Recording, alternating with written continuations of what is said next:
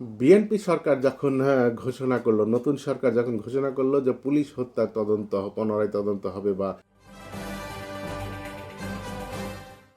তাদের বিচার, যারা এই সন্ত্রাসী কার্যকলাপের সঙ্গে যুক্ত তাদের বিচারের আওতায় আনা হবে, তখন একটি দলের কাপাকাপি শুরু হয়ে গেছে। তারা বলছে যে আমরা জুলাই আন্দোলনের তার বিচার আগে, আহতদের বিচার বা নিহতদের বিচার করতে হবে। সেই বিচার তো প্রক্রিয়াধীন, আন্তর্জাতিক অপরাধ ট্রাইব্যুনালে তো সেই বিচার চলছে, কিন্তু পুলিশ হত্যার কোনো বিচার এখনো শুরু হয়নি। ইতিমধ্যে দাবি উঠেছে, কিন্তু আপনারা যে দাবি করছেন যে জনগণকে নিয়ে মাঠে নামবেন, আপনাদের পাশে কোনো জনগণ নাই, কারণ নির্বাচনে তা প্রমাণ হয়েছে যে আপনাদের কোনো ভোট নাই। আপনারা জামাতের ভোট মিলে আপনারা মাত্র 3% ভোট পেয়েছেন।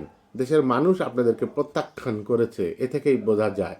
অর্থাৎ আপনারা রাস্তায় নামেন আর যাই করেন, আপনাদের সাথে কোনো লোক নাই, শুধুমাত্র ওই সংবাদ সম্মেলন করেই কথা আপনারা বলতে পারবেন। দর্শক, আপনিও আপনার মতামত জানাতে পারেন যে আপনি কি মনে করেন এ বিষয়ে।